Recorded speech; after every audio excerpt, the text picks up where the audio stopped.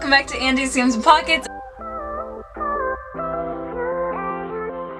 So today I'm going to be showing you the difference between using sewing pins and the proper way to do them, Quilters clips, and the option that I usually prefer, which is using neither. I cut up a bunch of extra strips here, so we're going to start off with the sewing pins and we can get started. And then just so you can see what I'm doing, I just have one of my manuals here. Since my sewing table is dark, grab 2 strips of fabric, line up the right sides together, and then using my pins, I will actually pin them perpendicular to where I'm going to be sewing. So I'm going to be sewing right alongside this edge here. So I'm taking my pins and I'm pinning perpendicular. The reason for this is when you're sewing with your sewing machine, you can actually sew over the pins if you pin them this way. If you pin them the other way, which I see a lot of people do, which is parallel to the stitch line, you end up running into the risk of breaking your needle if both of the needles come together, versus pinning it this way, where if the needle comes in contact with the pin, it will just jump over to the back or the front instead of breaking against the pin itself. Of course, this does not guarantee that you won't break your needle using this method, but it's a lot harder if you pin your pins perpendicular to the stitch direction. Now onto the Quilters clips. So again, I'm making sure that the right sides of the fabric are together. And then with the Quilters clips, you just take these little bad boys. They come in lots of different colors. I have red ones, and you just clip them down along the edge. These are also really nice for using on fabrics that you can't really pin, such as lace. And then the last option I have is using neither. So I just have my 2 strips here ready to go. So I'm just going to be doing a regular straight stitch set at about 2.5 length. So I'm just going to line that up here. So 2 things to note before you start sewing with your pins already in here is make sure that the balls of the pin are outside of where your presser foot's going to be, and also make sure to keep your hands away from the sharp edges of the pins, because the last thing you want to do is snag yourself and bleed all over your project, which I have done many times before and it is never pleasant. So I'm keeping my hand a little off to the side. I pulled the balls of my pins out a little, and I'm gonna go ahead and do just regular straight stitch down the seam here.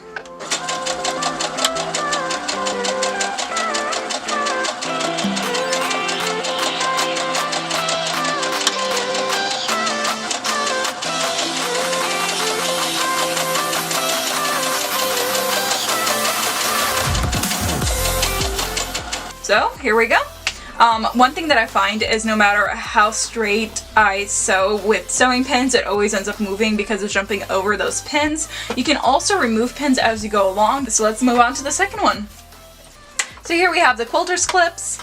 I'm gonna line this up again. With Quilters clips, you do have to move them out of the way as you reach them. So I usually only keep them on for fabrics that are very difficult to work with, such as lace, or very slippery fabrics like satin. Also fabrics that could pucker if you use pins or leave marks, such as leather. So Quilters clips are really great choices for those, but if you're just sewing down regularly, I find it annoying to have to remove them. I guess let's go ahead and make our straight stitch down the seam here.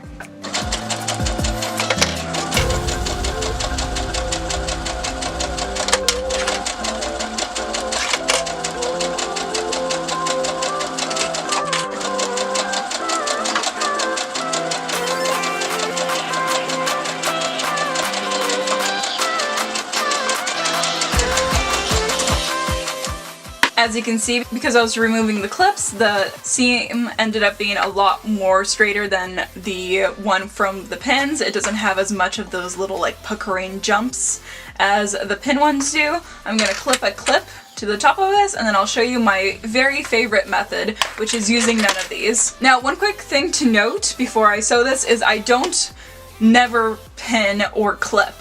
There are moments where pinning and clipping are very important, and it's very difficult to do a garment without doing so. For example, when I'm doing a sleeve, I always make sure to do clips, or if I'm working with a very difficult fabric, to make sure that everything is aligned correctly. So if I'm working with a straighter edge, for like a skirt or a pair of pants, I usually never pin at all because I don't see the reason to. If you cut out your fabric exactly as the pattern calls for, your pattern pieces should line up to the T, so there is never really a reason for some of the bigger, straighter edges to be pinned together. If you pin them, you end up losing a lot of time. With practice, you actually get to the point where you don't even need to use the pins anymore. The process becomes a lot faster if you don't take the time to put in the pins for each piece, especially if it's a longer piece that you're working on. So here's me sewing without any pins or clips. Again, I'm going a little slower than I usually do just so you can see on camera a bit better of how I'm doing this here.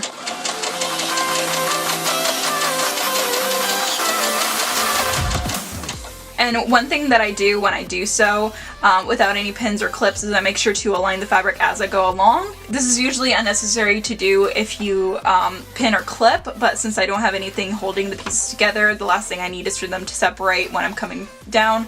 So just keeping one of your hands on the edge of the fabric to make sure that the pieces continue to be aligned is just a little thing to note when you're first practicing to sew without any pins or clips.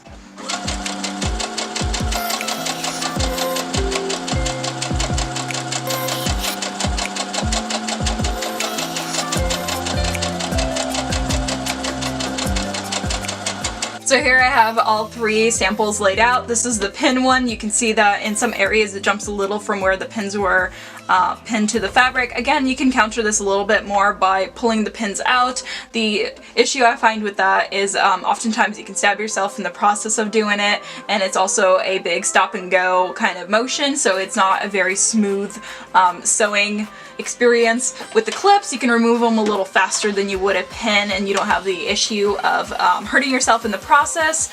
It's just, I find them unnecessary unless working with a fabric that is very slippery or can be damaged with a pin. So my preferred method, of course, again, is using neither, especially when working with longer, more even seam lines, such as on a skirt or a pair of pants. There isn't a wrong or right way to do this. Everyone does their own methods. These are just the 3 different options that I've used in the past, and these are my opinions on them. With that, thank you guys so much for watching. I hope you took something from this video, and I'll see all of you lovelies in my next one. Bye!